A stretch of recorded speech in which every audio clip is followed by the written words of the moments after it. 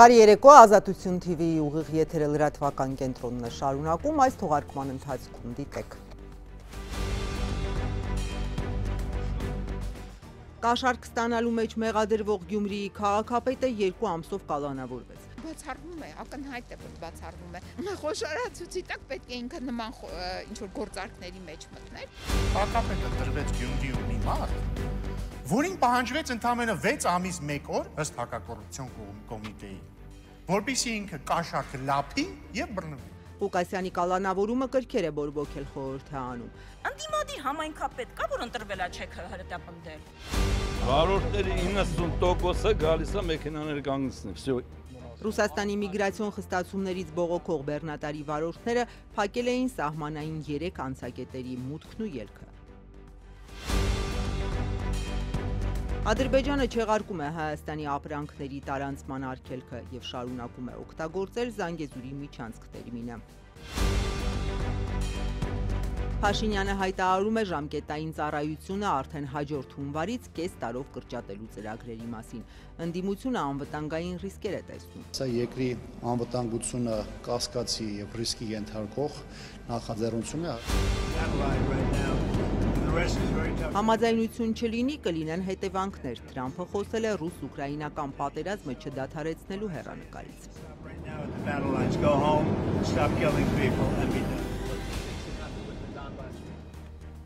Նախ ներքաղաքական թեմաների մասին։ Գյումրիի քաղաքապետ Վարդան Ղուկասյանը կալանավորվեց։ Պարզվեց Ղուկասյանին ամիսներով գաղտնալսել են, հենց այդ ճանապարհով ստացված ձայնագրություններն էլ նրան մեղսագրվող կաշառք ստանալու մեղադրանքի հիմքում են։ Փաստաբանական թիմը տեղի ունեցողը ուղիղ վարչապետի հրահանգով հետապնդում է որակում։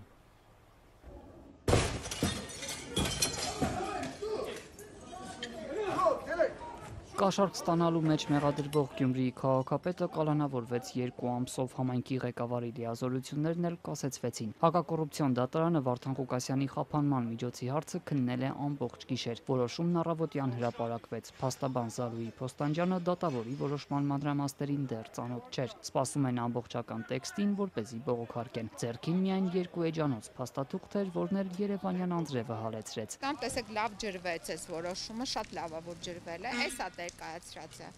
Էսրանով մարդուն կալանավորել են, տարել են կալանավար 2 ամսով եւ քաղաքին զրկել են քաղաքապետի ղեկավարումից։ Իրավապահները Ղուկասյանին մեղսագրվող կոռուպցիոն հանցագործության բացահայտման մասին 3 հայտարարեցին։ Սրան զուգահեռ ուժայինները մտան Գյումրիի քաղաքապետարանն ու ժամերան ձերբակալեցին կես տարի պաշտոնավորող համայնքապետին։ Հակակոռուպցիոն կոմիտեն հայտարարում է, թե Ղուկասյանն ու քաղաքի գլխավոր ճարտարապետը ապամոնտաժման ենթակա շուրջ 1500 քառակուսի մետր մակերեսով մի ինքնակամ շինություն օրինականացնելու համար 4 միլիոն դրամ կաշառք են պահանջել։ Հակակոռուպցիոնը ձայնագրություններ է հրապարակել, որոնցում ենթադրաբար լսվում է քաղաքապետի ու նրա ենթակայի խոսակցությունն այս թեմայի շուրջ։ Ղուկասյանը մեղադրանքը չի ընդունում, պաշտպանությունը գործը քաղաքական հետապնդում է որակում։ Ակնհայտ է, որ պատվեր է եւ պատվերը գալիս է հենց գիտեկումից, այն ով որ հրապարակեց հոկտեմբերի 1-ին սպառնալիքներ եւ ցուցումներ։ Կալանքի որոշումից հետո իրավապահները հայտարարեցին, թե Վարդան Ղուկասյանն իր ցուցմունքում ոչ հերքել, ոչ հաստատել է, որ այդպիսի զրույց է ունեցել ու խոսակցության մասին պարզաբանումներ, մեկնաբանություններ է ներկայացրել։ Ըստ հակակոռուպցիոնի հարցաքննված մի շարք անձինք խոստովանական ցուցմունքներ են տվել, հաստատելով իրավապահների տվյալները։ Թե կոնկրետ երբ են արվել այս ձայնագրությունները, երբ են Ղուկասյանն ու իր ենթական քննարկել իրենց մեղսագրվող կոռուպցիոն գործարքը, հայտնի չէ։ Իրավապահները միայն հայտնում են, բացի քաղաքապետից եւս 4 անձի կալանավորելու միջնորդություն են ներկայացրել։ Կաշառք տվողներից մեկին, սակայն դատավորը որոշել է ոչ թե քրեակատարողական հիմնարկ տեղափոխել, այլ տնային կալանքի ենթարկել։ Իսկ ինչպես են գաղտնալսել Վարդան Ղուկասյանին, ինչ հիմքով են օպերատիվ հետախուզական միջոցառումներ իրականացրել։ Նրա փաստաբան Զարուհի Փոստանջյանի խոսքով դեռ ապրիլին քաղաքապետի երթմնակալության արարողությունից ընդամենը մի քանի օր անց դատարանը նման թույլտվություն է տվել, որը հետագայում 2 անգամ երկարաձգվել է։ Իրենք միայն հիմա այս գործի շրջանակում են տեղեկացել այդ մասին։ Դատարանի այդ որոշմանը ծանոթանալու հնարավորություն դեռ չեն ունեցել։ Երբ ստանձնել է քաղաքապետի պաշտոնը, այսինքն ստանձնել է պաշտոնը եւ կատարել է իր լիազորությունները եւ պարտականությունները, արդեն նրանց սկսել են նույնիսկ իր բնակարանում այդ գործողությունները իրականացնել, այսինքն այդ իրավունքը ունեցել են, արել են, չեն արել, ոնց են արել, իսկ ես համոզված եմ, որ արել են, պահել են։ Իդեպ Վարդան Ղուկասյանը նույնպես կասկած չուներ, որ իրեն կգաղտնալսեն։ Քաղաքապետի աշխատասենյակում առաջին իսկ օրը նա նույնիսկ ողջունում էր իրեն լսողներին։ Այստեղ եկան մի ամերիկան շուրջոկներ ու բաներ մեզ նայում են։ Տղաներ, բարև ձեզ, բարև ձեզ։ Բացառվում է, ակնհայտ է, որ բացառվում է։ Բացի այդ, նա ընդդիմություն է ներկայացնում, այսինքն չի հասկանում, որ այդ իր գործողությունները այդ էժան խոշորացուցի տակ պետք է ինքը նման ինչ-որ գործարքների մեջ մտներ, դա բացառվում է։ Զարուհի Փոստանջյանը բարձրաձայնում է նաև Վարդան Ղուկասյանի իրավունքների խախտման մասին։ Պնդում է իր պաշտպանյալը երեկվանից նույնիսկ չի սնվել, իրենց թույլ չեն տվել սնունդ փոխանցել։ 24 ժամ չի սնվել, որտեղ պետք է սնվել։ Մենք սնունդ փորձել ենք փոխանցենք, ասել են դրա չի կարելի։ Հիմա 24 ժամ սնունդ չեն տվել, հագուստը չի փոխել, հիգիենայից չի օգտվել։ Երեկ էլ Փոստանջյանին թույլ չէին տալիս Ղուկասյանի պաշտպանությունը ստանձնելու համար հակակոռուպցիոն կոմիտե մտնել, թեև նրան ներգրավելու քաղաքապետի համապատասխան դիմումը փաստաբանի ձեռքին էր։ Այսինքն, եթե խնդիր չունեք, արդար քննություն եք կատարում, ուզում եք ինչ-որ բան բացահայտել, դե մարդու հիմնարար իրավունքն էլ հարգեք, բա ինչի՞ չեք հարգում այդ հիմնարար իրավունքը։ Փոստանջյանն արագ կողմնորոշվեց ու ահազանգեց մարդու իրավունքների պաշտպանի գրասենյակ։ Դե խնդրում եմ մի քիչ արագ, որովհետև ես տեղեկություններ ունեմ, որ իմ վստահորդս նաև առողջական խնդիր ունի, այստեղ նաև 2 անգամ շտապ օգնության մեքենա է եկել։ Պատասխանը կարճ էր, ձեզ հետ կապ կհաստատենք։ Գյումրիի քաղաքապետի լիազորությունների կասեցման պայմաններում քաղաքը նրա փեսան կներկավարի համայնքապետի առաջին տեղակալը։ Իդեպ Ղուկասյանը ոչ միայն գաղտնալսումներն էր կանխատեսում, այլ իր մոտալուտ կալանավորում ձեռնարկում։ Երբ Գյումրիի քաղաքապետի ընտրության շուրջ ընդդիմադիրները բանակցում էին, Ղուկասյանը մի պայման էր առաջ քաշել, առաջին տեղակալը պետք է իր փեսան լինի։ Հարյուրավոր ոստիկանների ներգրավմամբ երեկվա գործողություններից հետո տեսնենք այսօր ինչ է կատարվել համայնքապետարանում։ Երեկ կոռուպցիոն մեղադրանքով ձերբակալված ժամեր անց կալանավորված Գյումրիի քաղաքապետ Վարդան Ղուկասյանի աշխատասենյակն այսօր առավոտվանից 2 ոստիկան էին հսկում։ Օրվա երկրորդ կեսին այնտեղ եւս մեկ քննչական գործողություն իրականացվեց։ Ուզարկությունից սկսենք ներսից, լրատվամիջոցները սպասեն դուրս։ Բացում ենք այն դուրը, որ բավարարվեց Ղուկասյանն էր բացում։ Մի սխմեք, մի քիչ հետ գնացի։ Այսպես թե մեզ հետ եք գնանում, բացեցիք մտանք հետ եք գնանում։ Արգելի լրագրողներ, չեմ, ուզարկությունը դա գաղտնի քննչական գործողություն։ Խնդրում ենք տեսաձայնագրությունների այս բանը կատարեցրեք, որպեսզի բարի իրականացնող մարմինը քննիչի տեսաձայնագրության միջոցով իրականացնենք խուզարկությունը։ Իսկ երեք չեն չի կատարվել խուզարկություն առգրավում լրատվամիջոցներին ամենայնպես տեսա չեմ դա մեր քրեական վարույթ է, որը քննվում է հակակոռուպցիոն կոմիտեում։ Ես կարող եմ ցես։ Սա ինչ վարույթ է, նոր վարույթ է քրեական։ Նախաքննության վերաբերյալ տվյալներ այս բան չեն կարող։ Այսինքն սա երեկվա գործի հետ կապ չունի, այն ինչ տեղի ունի այսօր։ Ոչ, չունի, սա այլ վարույթ է։ Կես ժամ անց քննիչները դուրս եկան, ձեռքերին առգրավված իրեր, նրանց հետ հեռացան նաև ոստիկանները։ Քննչական կոմիտեից Ազատությանը հայտնեցին, թե նոր քննչական գործողությունը կապ ունի 3 Գյումրիի կենտրոնական հրապարակում տեղի ունեցածի հետ։ Կոմիտեի խոսնակը նաև պարզաբանեց, որ խուզարկվել է ոչ թե Ղուկասյանի աշխատասենյակը, այլ դրա դիմաց գտնվող մեկ այլ սենյակ։ Երեկ, երբ իրավապահները քաղաքապետարանի ներսում ձերբակալում էին Ղուկասյանին, շենքի դիմաց էին հավաքվել նրա աջակիցները։ Մեծաթիվ ոստիկանական ուժեր էին կենտրոնացել Գյումրիում։ Իրավիճակը մերթ ընդ մերթ լարվում էր, հրմշտոցներ եղան։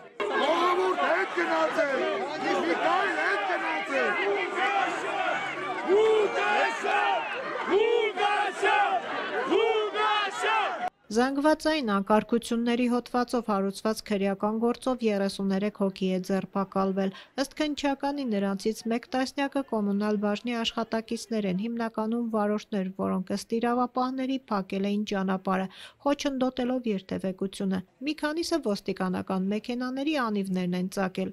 Ձերբակալվածների մեջ է նաև մեր ձևով շարժման Գյումրիի համակարգող Ռուբեն Մխիթարյանը, թե նրանցից քանիսին մեղադրանք կառաջադրվի քննչականը դեռ չի հստակեցնում։ Իսկ Գյումրիի քաղաքապետը Արնոն Ղուկասյանի կալանավորումից հետո խիստ զգուշավոր էին, հարցազրույցներից ու մեկնաբանություններից խուսափեցին, չբացառելով, որ շենքում ու սենյակներում լսող սարքեր կան։ Հակակոռուպցիոն կոմիտեն երեկ նաև Վարդան Ղուկասյանին ու գլխավոր ճարտարապետին վերագրվող գաղտնալսումներ էր հրապարակել ու դրանք դրել մեղադրանքի հիմքում։ Չնայած շրջանառվող լուրերին քաղաքապետարանում գործադուլ չկար, բաժիններն աշխատում էին սպասարկում քաղաքացիներին, իսկ Ղուկասյանի լիազորությունները, որ կասեցվել են դատարանի որոշմամբ, կանցնեն նրա առաջին տեղակալին, իր փեսա Ավետիս Առաքելյանին։ Վարդան Ղուկասյանը նախքան պաշտոնը ստանձնելն էր ասել, թե ինչու է փեսային վստահում իր առաջին տեղակալի պաշտոնը։ Ես ոնց որ նպաստեմ ինչ որ մի բանի, որ ասենք պատկերացրեք, եթե ինձ ձերբակալեն, ինստինկտյան փող քաղաքապետը պարտավորակ բանը ինքը վերցնում է իր վրա, ստանձնում է եւ ինքը դառնում է քաղաքապետ։ Այ դրա համար ես եթե այդ պահը մենք դա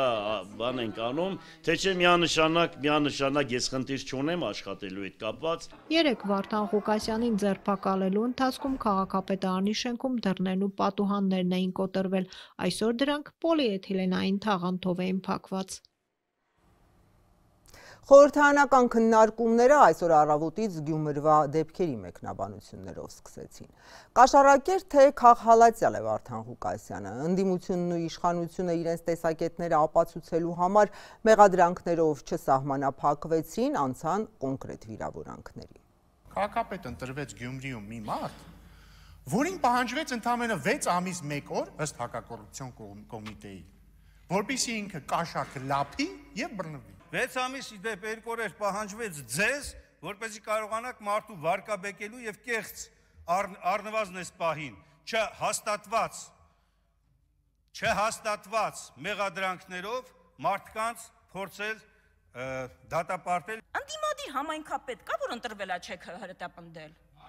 Ընդդիմադիր համայնքապետ կա, բանը Գյումրու համայնքապետը կաշառակեր է, Վանաձորինը ընտրվելուց հետո պարզվեց հանցագործա, Գորիսինը ինչ էր, Սիսյանինը ինչ էր, Կապանինը ինչ է, Բերթինը ինչ էր։ Դուք ուղղակի ժողովրդի քվեի հետ չեք հաշտվում, ուրիշ խնդիր չկա։ Դուք այդ տանգոյի մեջ Վարդանիկի զուգընկերն եք եղել, չէ, զուգընկերն էլ չէ, որտեվ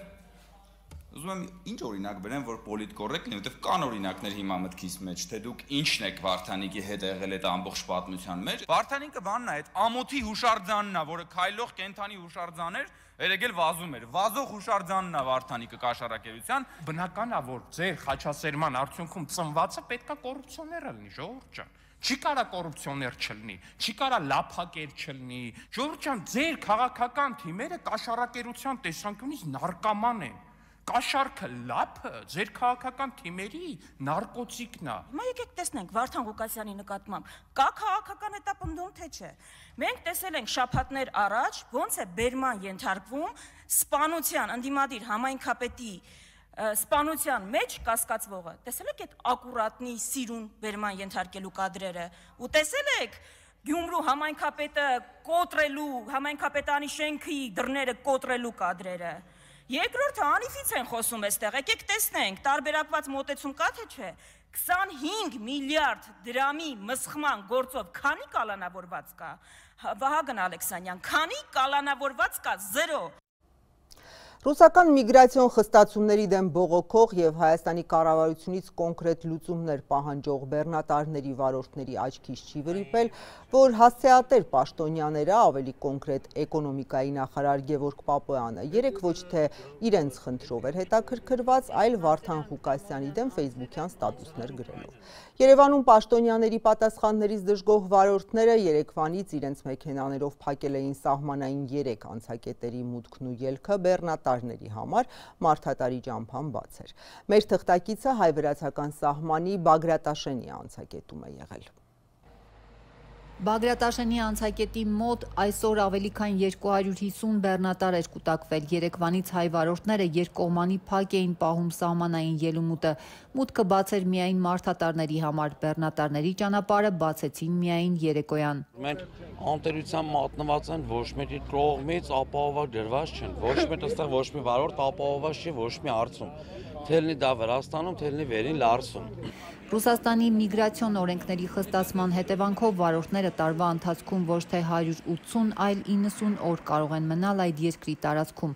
Այս ժամկետը խախտողները տուգանվում են, անգամ ձերբակալվում ու արտաքսվում Ռուսաստանից 3-ից 5 տարվա մուտքի արգելքով։ Վարորդները պնդում են, որ չեն կարող տեղավորվել 90 օրվա մեջ, որովհետև դրա մեծ մասը Լարսի հերթերում են անցկացնում։ Եթե Հայաստանը համաձայնության չգա Ռուսաստանի հետ, տարիներ շարունակ բեռնափոխադրում իրականացնող մեծ թվով վարորդներ արտաքսվածների ցուցակում կհայտնվեն։ Հայաստանում էլ զգալի գնաճ տեղի կունենա, պնդում են բեռնափոխադրողները։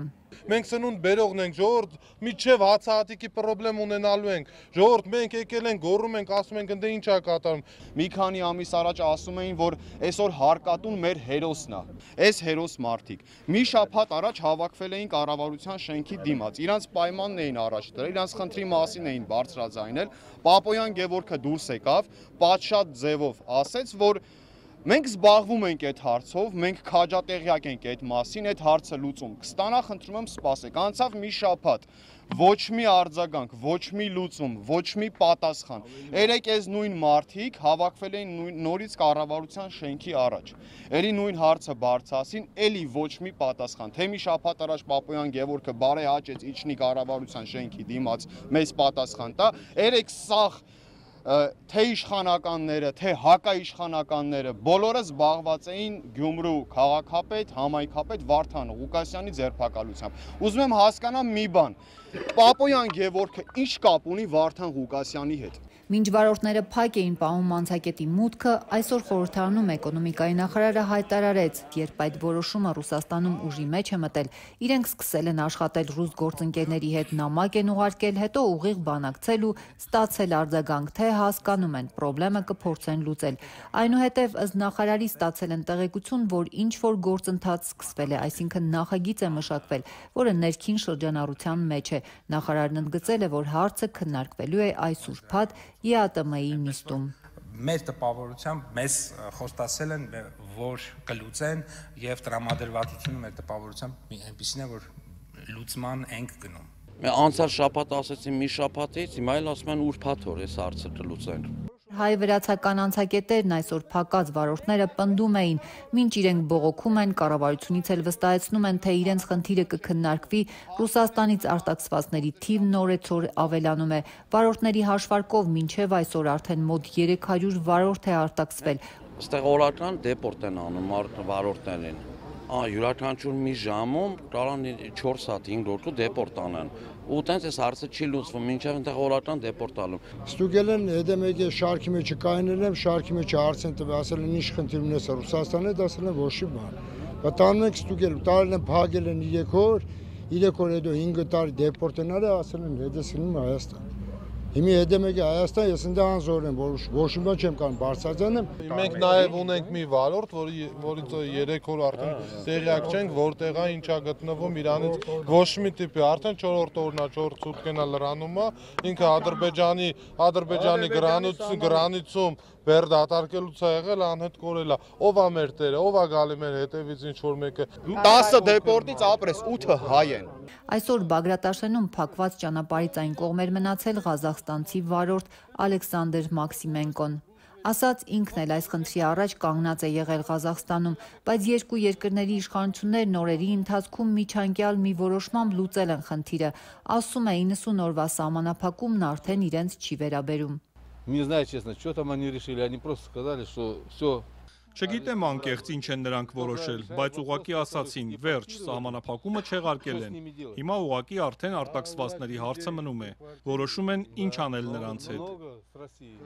Այսօր Բագրատաշենում բողոքի ակցիա իրականացնող վարորդները բացեցին ճանապարհը, զգուշացնելով մի քանի օրից հարցը չլուծվի, սահմանը կփակեն նաև մարդատար մեքենաների համար։ Հետագա ընթացքը կախված է միմիայն իրանց մոտեցումից, իրենց պահվածքից դեպի հայ վարորդները, հայ փոխադրողները, ներկրող եւ արտահանողները։ Պարոն Փաշինյան, մի խնդրանքով ես դիմում եմ ձեզ։ Խնդրում եմ այս բոլոր հերոս տղաներին ընդունել ձեզ մոտ։ Հիմա այն մասին, թե միգրացիոն այդ նորամուծությունները ինչպես են անդրադառնում կոնկրետ մարդկանց վրա։ 5 օր է հարազատները չէին կարողանում կապ հաստատել Ռուսաստանից արտաքսված բեռնատարի մի վարորդի հետ, այսօր պարզվել է, որ նրան թույլատրելի ժամկետը 18 օր գերազանցելու համար արտաքսել են ոչ թե մի կնիքով, այլ դատաստանով, իսկ հիմա էլ հայտնի չէ, թե երբ դուրս կգա Դաղստանում Ադրբեջանի հետ սահմանին գտնվող ժամանակավոր պահման վայրից, որտեղ էլ վերջին օրերին գտնվել է։ Դաղստանը մեն արել Մախաչկալա արել են դեպորտը, բայց ընդեղից 170 կիլոմետր, 150 կիլոմետր տեղափոխել են դեպի Ադրբեջանի սահման, ընդեղ ինչ-որ մի հատ գյուղ տարեբաժին ընդեղ կալանավորված է։ Արսեն Գասպարյանի զարմիկը բեռնատարի վարորդ Մհեր Քոսյանն է։ Ռուսաստանի միգրացիոն խստացումներից հետո ռուս իրավապահները նրան են մոտեցել ստուգել բեռնատարը, փաստաթղթերը, հետո տեղեկացրել են, որ նա միգրացիոն նոր օրենքներով Ռուսաստանի տարածքում գտնվելու իրավունք ունի 1 տարվա ընթացքում 90 օր, բայց փաստորեն 44-ամյա վարորդը 18 օրով գերազանցել է այդ ժամկետը։ Եվ հենց այդ պատճառով Մախաչկալայում դատական նիստ են գումարել ու 5 տարով դեպորտարել նրան, զուգահեռ նաև վարորդը վճարել է 5500 ռուբլի տուգանք։ Բայց դրանից հետո հարազատները հույս են ունեցել, որ իրենց զարմիկը կվերադառնա Հայաստան։ Այդպես են նրանց փոխանցել նաև տեղացի փաստաբանը, բայց դատական նիստից հետո Մհեր Քոսյանին ոչ թե հետ են ուղարկել Հայաստան 10-օրյա ժամկետում, այլ նրան ուղարկել են Ադրբեջանի սահմանից շուրջ 10 կիլոմետր հեռավորության վրա գտնվող անօրինական միգրանտների ժամանակավոր պահման վայր։ Տեղից տեղափոխել են 150 կիլոմետր Ադրբեջանի սահման, Դերբենցկի ռայոն։ Հեռախոս վերընկալ է ամսի 16-ից մինչ այսօրս ոչ մի կապ չունենք։ Չեն բարախում եւ ոչ մի բան։ Օրինակ դատավորին ասել են, որ 10 օր ժամանակ տվեք, որ ինքը դուրս գա, մերժել է դատավորը, չի տվել։ Մի տարել են իրան այդ Ադրբեջանի սահմանի վրին, այդտեղ ինչ-որ մի հատ գյուղում բաժին են տարել, այնտեղ կալանավոր է ու ոչ կապ ունենք հետը ոչ մի բան չունենք, մի դա ոնց հալել։ Ամսի 16-ին իրան դեպորտեն արել, ամսի 16-ից մինչ այսօր հեռախոսի կապ չկա, հետը հեռախոսները վեր են կալել, ոչ կարող ենք կապնվենք իմանանք ոչ մի բան։ Հետո էլ գիտենք, որովհետև ինքը մեծ տպալաժեն էր ուղարկել այդ նախքան այդ ճանապարհին հեռախոս տվել էին իրան, իր հետ կապ ենք ունեցել ճանապարհին, որ իրան տանում են։ Իսկ նրանից հետո որ տալ են տեղ հասցրել, կապ չենք տալիս է պահի։ Մհեր Քոսյանի հորաքույրը Օֆելիա Քոսյանը այսօր Ազատությանն ասաց, որ միգրացիոն փորձագետ Տաթևիկ Բեժանյանի աջակցությամբ այսօր աշխատանքային օրվա ավարտին միայն կարողացել են տեսակապով խոսել Մհերի հետ։ Կոնսուլը թույլ է տվել հեռախոս են տվել ու ինքը կապ է հաստատել եղբոր հետ Ռուսաստանի Դաշնություն Սամարա, հետո կնոջ հետ, երեխաների հետ ու ինձ զանգել։ Վիճակը շոր չկա, փոխնորդ չկա, բայց ասա ոչինչ լավ եմ, հեռախոս չեն տալիս, չգիտի ժամկետը թե ինչքան ժամանակով, դեղերը չեն տալիս։ Տիկին Բեժանյանը խոստացավ, որ այդ դեղերի հարցն էլ կկազմակերպի, Արսեն Գասպարյան, եթե չբարձրաձայներ, եթե Տիկին Բեժանյանը չիմանար, ոչ մի հեռախոսակապ էլ չէինք ունենա, գոնե իրան տեսանք, գոնե դեղերը կհասցնեն ու ինքը տեղ որտեղ նստած է միակ հայն է։ Միգրացիոն փորձագետ Տաթևիկ Բեժանյանն էլ Ազատությանն ասաց, որ ինքը կարողացել է Մհեր Քոսյանի հետ կապը ապահովել Հայաստանի արտաքին գործերի նախարարության միջնորդությամբ։ Կապվեցի մեր արտաքին գործերի նախարարության հյուպատոսական վարչության հետ։ Տեղեկությունը 3 երեկոյան եմ տրամադրել, այսօր արդեն մեր Դոնի Ռոստովի հյուպատոսը կազմակերպեց եւ հեռախոս տրամադրեցին Մհեր Քոսյանին։ Մեզ փոխանցեցին, որ դեղորայքը գտնվում է իր մեքենայի մեջ Մախաչկալայում։ Կփորձեն կազմակերպել, որ արագ դեղորայքը հասնի։ Նաեւ ոստիկանները խոստացել են, որ հնարավորինս արագ կազմակերպեն, որ նա վերադառնա Հայաստանի Հանրապետություն։ Նշել էին, որ շատ են իրենց մոտ անօրինական գտնվող միգրանտները, իրենք 90 օր գերազանցած վարորդին եւս համարում են անօրինական գտնվող, պրոցեսուալ աշխատանքներ են տարվում, ինչի համար ձգձգվել է իր վերադարձը Հայաստան եւ հիմա կփորձեն մաքսիմալ արագ կազմակերպել, որ կարողանա վերադառնալ Հայաստանի Հանրապետություն։ Փորձագետի խոսքով Ռուսաստանի միգրացիոն օրենքների խստացումներից հետո ելի են եղել պատմություններ, երբ հայ բեռնատարների վարորդները այնտեղ տուգանվել են, դեպորտ եղել, մուտքի 3-ից 5 տարվա արգելանքով, բայց եթե դա արվել է դատարանով, այլ ոչ թե ոստիկանն է տեղում այդ որոշումը կայացրել, ապա նրանց նույնպես 1-ից 2 օր պահել են անօրինական միգրանտների պահման վայրում, բայց որ այսպես 5 օր առանց հարազատների հետ տեսակապի հնարավորության բեռնատարի վարորդը կմնա այդպիսի պահման վայրերում, ըստ Բեժանյանի սա առաջին անգամ է։ Եթերում Ազատության լրատվական կենտրոնն է, մեր լուրերին կարող եք հետևել նաև Ազատության տելեգրամյան ալիքում, իսկ այս ծրագրի երկրորդ մասում առաջարկում եմ դիտել։ Ադրբեջանը չեղարկում է Հայաստանի ապրանքների տարանցման արգելքը և շարունակում է օգտագործել Զանգեզուրի միջանցք տերմինը։ Փաշինյանը հայտարարում է ժամկետային ծառայությունը արդեն հաջորդ հունվարից կես տարով կրճատելու ծրագրերի մասին։ Ընդդիմությունը անվտանգային ռիսկեր է տեսնում։ Սա երկրի անվտանգությունը կասկածի եւ ռիսկի ենթարկող նախաձեռնություն է։ Համաձայնություն չլինի, կլինեն հետևանքներ։ Թրամփը խոսել է ռուս-ուկրաինական պատերազմը չդադարեցնելու հեռանկարից։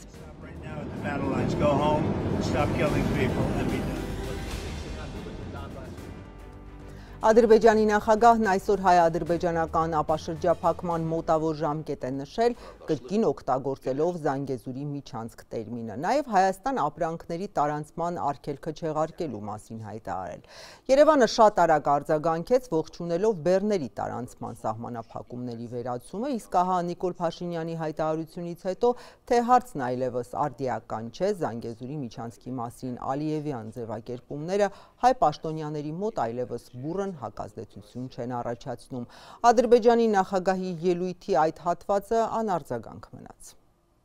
Ադրբեջանի նախագահը այսօր դարձյալ գործածել է Զանգեզուրի միջանցք ձևակերպումը, նշել բացման մոտավոր ժամկետը եւ հայտարարել Բաքուն չեղարկել է Ադրբեջանի տարածքով Հայաստան բեռների տարանցման արգելքը։ Մինչ օրերս Երևանում վարչապետ Նիկոլ Փաշինյանը վստահեցնում էր, թե հայկական կողմի համար անընդունելի ձևակերպման Զանգեզուրի միջանցքի թեմային անդրադառնալու օբյեկտիվ հիմքեր այլևս չկան, քանի որ այն գոնե իր համար արդեն հասցեագրված է եւ արդիական չէ,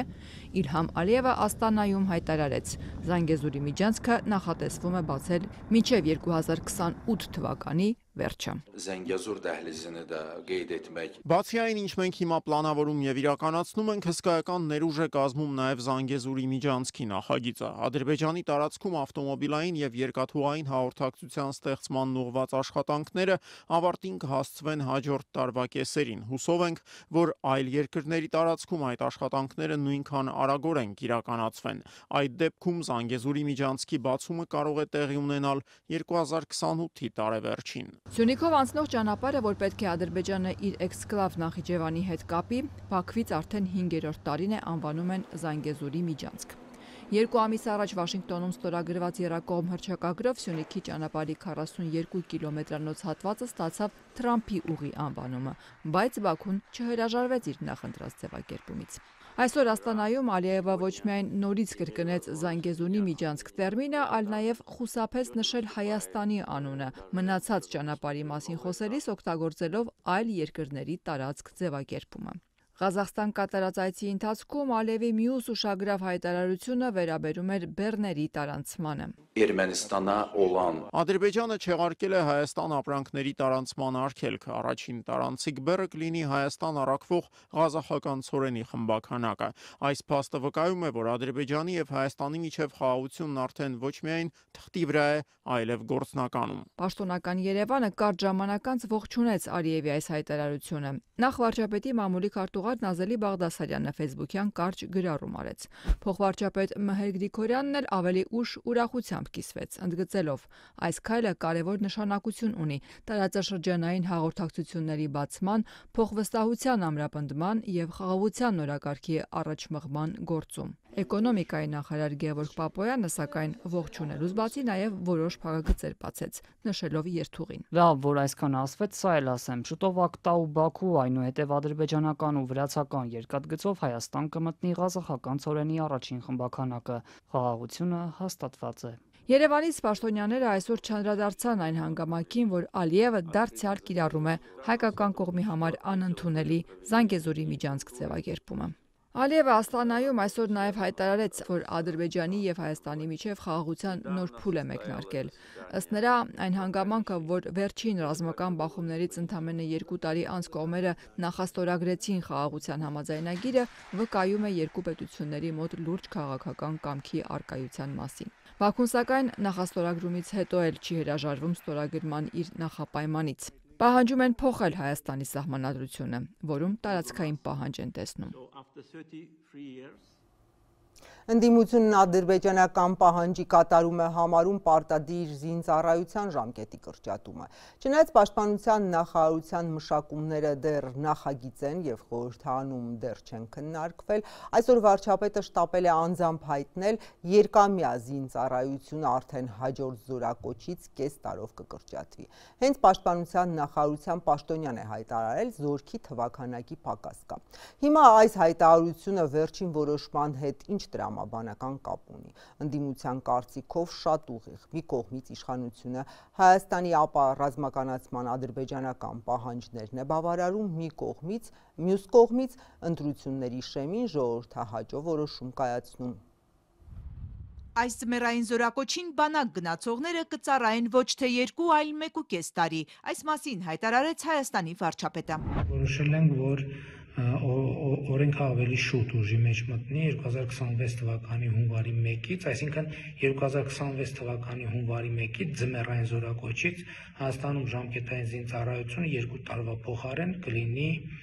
1.5 տարի։ Սեպտեմբերին էր պաշտպանության նախարարությունը շրջանառության մեջ դրել զինծառայության ժամկետը կես տարով կրճատելու նախագիծ։ Այն հիմնավորմամբ, որ պայմանագրային զինծառայողների թիվն է աճել, գրավիչ քայլեր են արել այդ ուղղությամբ։ Ի սկզբանե նախատեսված էր, որ այս կարգավորումը ուժի մեջ մտնի 2026 թվականի ամառային զորակոչից, բայց այսօր քննարկում եմ ունեցել պաշտպանության նախարարի հետ, նախորդող շրջանում խորհրդանական գործընկերների հետ։ Շարքայինների ծառայության ժամկետը կրճատելու նախաձեռնությունը ընդդիմադիրներն ի սկզբանե էին քննադատել, եւ նրանց համար հիմք էին նաեւ հենց պաշտպանության նախարարության պաշտոնյաների հայտարարությունները։ Օրինակ այս մեկը փոխնախարար Արման Սարգսյանից, բանակը համալրման խնդիր ունի, այդ պատճառով են վարժական հավաքի մասնակիցներին սահման մարտական հերթապահության տանում։ Ցանկալի չի այս ամբիոնից որ զորքի թվաքանակը չի հերիքում, դրա համար վարժական հավաքներին ներկայացնում են մարդկանց նաև մարտական հերթապահության։ Եթե զորքի թվաքանակը բավարար չէ, ինչու է կրճատվում զինծառայության ժամկետը, որովհետև առաջիկայում ընտրություններ են, իսկ սա շատ հաճելի լուր է։ Այս կարծիքին է ընդդիմադիր պատիվ ունեմ խմբակցության քարտուղար Տիգրան Աբրահամյանը։ Իշխանությունը փորձում է հասարակությանը կամ առնվազն նրա մի հատվածի ականջին հաճո նախաձեռնություններ ունենալ։ Մի կողմից սա նախաձեռնությունը, որը էմոցիոնալ առումով կարող է մարդկանց մոտ առաջին հայացքից դրական ֆոն ձևավորել, բայց սա երկրի անվտանգությունը կասկածի եւ ռիսկի ենթարկող նախաձեռնություն է, հաշվի առնելով զինված ուժերում առկա իրավիճակը եւ հատկապես համալրվածության հետ կապված մակարդակը։ Աբրահամյանը վստահ է այս որոշման հետևում նաև ադրբեջանական պահանջն է ապառազմականացման վերաբերյալ։ Ապառազմականացումը ոչ միայն բանակի ծախսերը նվազեցնելն է, նաև անձնակազմը կրճատելը։ Ադրբեջանական լրատվամիջոցների փոխանցմամբ Արցախի նախկին պետնախարար Ռուբեն Վարդանյանը այսօր Բաքվի զինվորական դատարանում կայացած հերթական նիստի ընթացքում հրաժարվել է իր փաստաբան Ավրահամ Բերմանի ծառայություններից։ Վարդանյանը այդ քայլին է դիմել հայտարարելով, որ ընդհանուր առմամբ դժգոհ է դատական պրոցեսի ընթացքից, հաղորդել է ադրբեջանական ԱՊԱ-ն։ Դատարանը Վարդանյանի միջնորդությունը բավարարել է, քանի որ Վարդանյանը հայտարարել է, որ այլ փաստաբանի հետ պայմանագիր չունի, ապա նրան դատապաշտպան կտրամադրի պետությունը։ Վճռել է Բաքվի զինվորական դատարանը ըստ ադրբեջանական ԱՊԱ-ի։ Իշխանություն եկեղեցի չմարող առճակատումը նոր փուլ է մտնում, Մայրաթոռը այսօր կարգալույծ արեց բարձրաստիճան հոգևորականների նկատմամբ քրեական գործի հիմք դարձած հայտարարությունների հեղինակ Տեր Արամ Քահանա Ասատրյանին։ Նա սակայն այս որոշումը չի ընդունում, մտադիր չէ վանքից հեռանալ, ավելին Կիրակի Նիկոլ Փաշինյանի մասնակցությամբ պատարագին է պատրաստվում։ Վարչապետը հայտարարել է մասնակցելու է։ Շարունակել եմ իմ ծառայությունը իմ ժողովրդին Հովանավանքում։ Կարգալույց հռչակված Տեր Արամ քահանան չի պատրաստվում հեռանալ Հովանավանքից, եւ եթե մայրաթորը այսօր մինչեւ երեկո չչեղարկի նրա կարգալուծության որոշումը, միանում են Նիկոլ Փաշինյանի հակակաթողիկոսական արշավին։ Արդեն պարզ է դառնում, որ Հայաստանի Հանրապետության վարչապետը ինչ ասում է, ճիշտ է ասում։ Իսկ ես ճշմարտության կողքին եմ լինելու։ Այո, սատարելու եմ Հայաստանի Հանրապետության վարչապետին։ Մայրաթորի կարգապահական հանձնախումբը քահանային կարգալույծ է արել այն հիմնավորմամբ, որ նա դրժել է հնազանդության ուխտը։ Իր հայտարարություններով վարկաբեկում է եկեղեցին ու ծառայակիցներին, վերջին մեկ ամսում պատարակներ է անում շրջանցելով վեհափառի ու թեմի առաջնորդի հիշատակության հատվածները։ Պատարակը չի կրճատվել, ես միայն կրճատել եմ առաջնորդի հատվածը,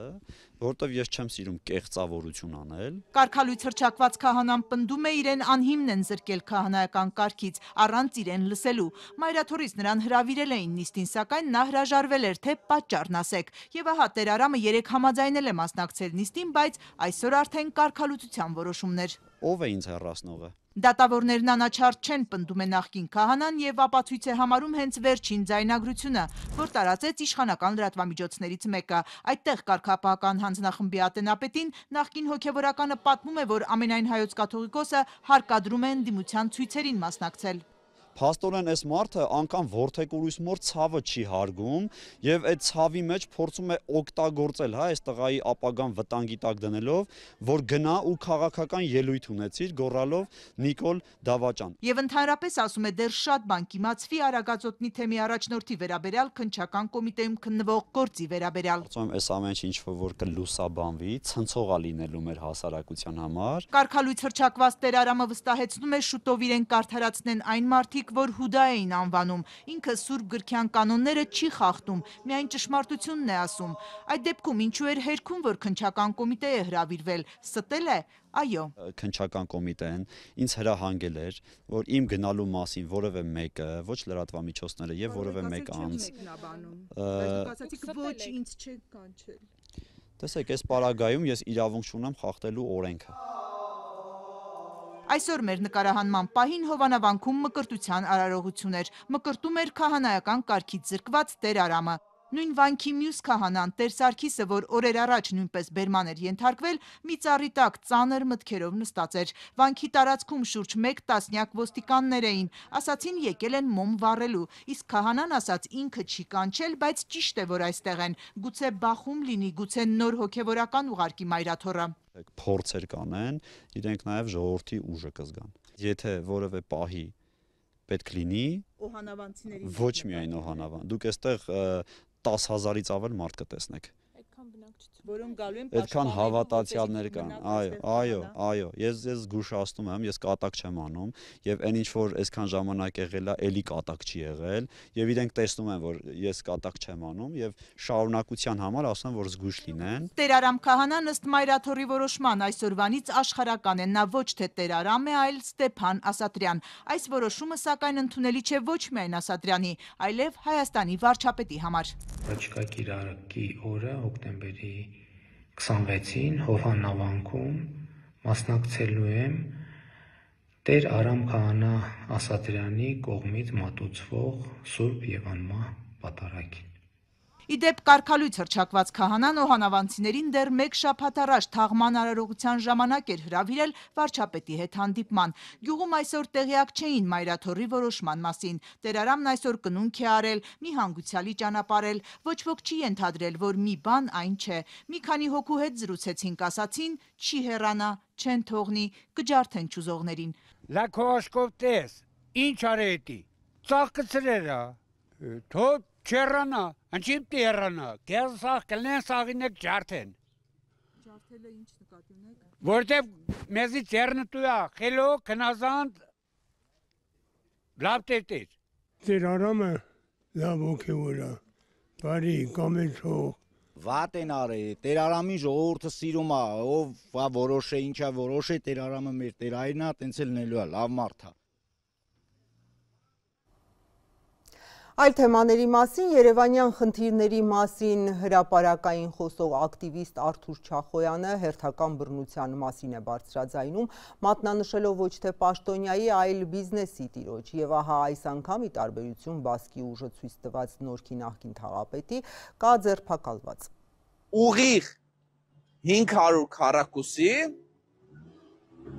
համայնքից հող են գողացել։ Հերթական բռնությունն ակտիվիստ Արթուր Չախոյանի նկատմամբ այս անգամ Նոր-Նորքի թաղապետարանից ոչ շատ հեռու կառուցվող գյուղմթերքի շուկայի շինարարության պատճառով 5 հոգով հարձակվեցին վրաց դատաբժշկի մոտ վնասվածքներն արձանագրելուց հետո այսօր ազատությանը փոխանցեց մայրաքաղաքի խնդիրները բարձրաձայնող ակտիվիստը։ Տարածքի սեփականատերերն էին, հարձակվեցին, հեռախոսով գողացան, հենց այդ տարածքի հարակից տարածքում հանրային տարածքում։ Երեկվա ծեծից հետո քննչականը վարույթ է նախաձեռնել ձերբակալել 1 հոգու։ Ենթադրվում է ճաղերից այն կողմ է հենց կառուցվող շուկայի տերը, թե ով է նա իրավապահները չեն բացահայտում։ Իրականում պետք է 4 հոգին ձերբակալվեին, 5 հոգին էլի ամբողջովին։ Բռնությամբ ավարտված այս պատմությունը սկսվել է Մասևի Բաղյան փողոցից։ Չախոյանն էր իր Facebook-յան էջում ահազանգել, որ թաղապետարանի քթի տակ առանց շինթույլտվության մեծ շուկա են կառուցում։ Ընդ որում այդ տարածքի մի մասը 500 քառակուսին պատկանում է մայրաքաղաքին եւ չկա թույլտվություն։ $560,000 կոռուպցիա։ Անցած տարվանից այստեղ, որը կրում է Բաղյան փողոց 2 դրոպինգ հասցեն, կառուցվում էր այս ահռելի մեծ գյուղամթերքի շուկան առանց շինթույլտվության։ Գնացել նկարահանել էր տարածքը, պնդել, որ համայնքին պատկանող մոտ $360,000 արժողությամբ 500 քառակուսի մետր հողը պարզապես գողացել են, իսկ այս ամենի վրա Երևանի քաղաքապետարանն աչք է փակում։ Ոնց կարա ելնի էլ, եթե Երևանի քաղաքապետարանը միայն շուկայի հատվածում է եզրաքարերը փոխարինում։ Այսինքն պարզ է, չէ, ինչ-որ մեկի ծանոթն է, որ նման այդ ամեն ինչին հովանավորչություն են տալի, այսինքն թույլ են տալի հող զավթի, թույլ են տալի առանց շինթույլտվության այս ահռելի մեծ շուկան կառուցի եւ իր փոխարեն իր քանդած գույքը